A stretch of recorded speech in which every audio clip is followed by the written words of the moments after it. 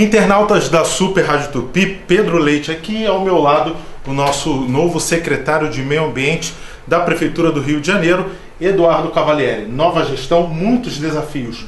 Onde o povo carioca vai ter melhoria? Qual sua nova filosofia de trabalho para o povo do Rio de Janeiro, secretário? Olha, em primeiro lugar, muito obrigado por me receber aqui. A gigante, sempre grandiosa Rádio Tupi, é uma honra de verdade. Olha, acho que sendo aqui super direto, né? A primeira resposta que a gente tem dado às pessoas, e isso impacta não só, né, no meio ambiente, mas como na vida das pessoas, é o fim dessa última era de abandono com relação à defesa do meio ambiente. Então, a gente tem sido muito claro na mensagem, a gente tem sido muito duro nas ações que a gente tomou até aqui, para deixar um recado. Construções irregulares, pesca predatória, esse tipo de prática que é um dano ao meio ambiente e ao mesmo tempo impacta na vida das pessoas, não serão mais aceitas, não serão mais toleradas pela nova gestão. E o senhor tocou num tema muito importante, que são as construções irregulares, muito concentradas na Zona Oeste do Rio de Janeiro, onde a gente tem a Lagoa Marapendi, na Barra da Tijuca. Qual o projeto específico para essa região, secretário? Olha, a gente está fazendo um mapeamento e a gente deve entregar isso, né, a gente quer entregar isso no primeiro ano da gestão, que é um mapeamento dos processos e procedimentos que envolvem construções irregulares na cidade inteira. Então a gente tem isso nas nossas gerências técnicas, esses processos existem, só que hoje eles são físicos. Então a gente está levantando as informações georreferenciadas de onde que estão essas construções irregulares, qual é o padrão que elas têm e como é que a gente pode enfrentar. Isso obviamente envolve muito fortemente a Zona Oeste, e a gente tem algumas áreas de proteção ambiental ali, como a APA de Capoeira Grande, onde a gente fez a primeira ação demolindo cerca de 8 ou 9 construções irregulares. E você mencionou a Lagoa do Marapendi. Ali a gente tem um problema seríssimo nos últimos anos de pesca predatória, de pesca irregular. Inclusive agora, enquanto a gente estava conversando, eu acabei de receber a nossa primeira apreensão de uma rede, e aí, acredite se quiser, uma rede de 1 quilômetro colocada de ponta a ponta, de fora a fora na Lagoa do Marapendi, com a malha da rede irregular, menor do que o permitido pela legislação ambiental, e fazendo isso na frente do nosso parque. Então, esse tipo de ação não vai ser mais tolerada. Isso envolve, obviamente, construções irregulares, mas também envolve outros tipos de práticas que são um dano muito claro ao meio ambiente. E essas coisas estão associadas não apenas ao meio ambiente, mas como saúde pública, segurança pública. Pretende uma nova metodologia de trabalho para ser um serviço de integração entre essas pastas? Sem dúvida.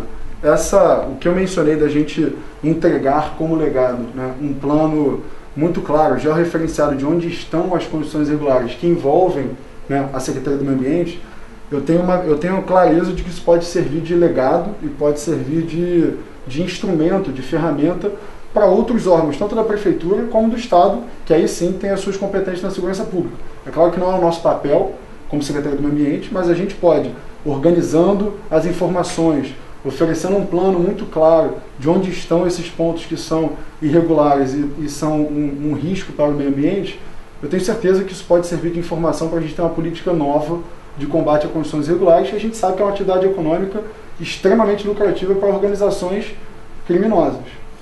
Finalizando sua gestão, qual o seu principal objetivo? O principal objetivo da gestão, e aí a gente tem 3 grandes linhas. Em primeiro lugar, a cidade do Rio é uma cidade que sofre com uma desigualdade profunda.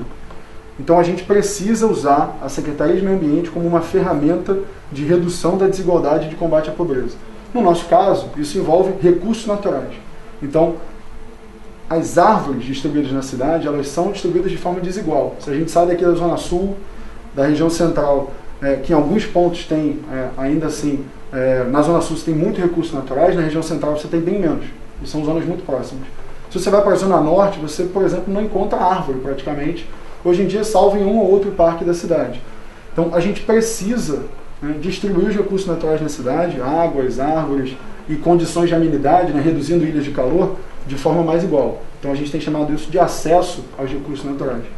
Segundo lugar, a gente precisa ser muito duro na defesa do meio ambiente, que a nossa cidade é uma cidade com potencial incrível, um potencial natural incrível, que precisa ser restaurado. E para isso, a gente precisa se colocar, a gente precisa se posicionar claramente como a autoridade que defende o meio ambiente para garantir que, e aí aqui é muito claramente isso, tanto deixar o meio ambiente em condições da gente poder explorar o potencial natural que tem na cidade, como da gente preservar os recursos naturais que atendem as pessoas.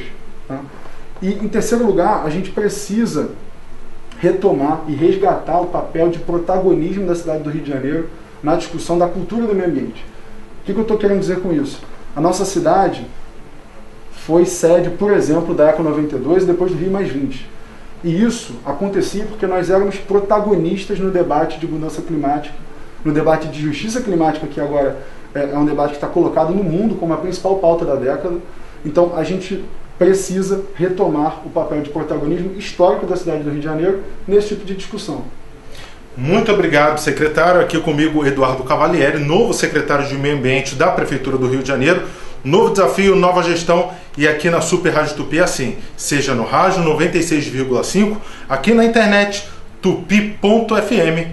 Eduardo, muito obrigado, secretário, boa sorte para você. Obrigado a você. Fique com a gente.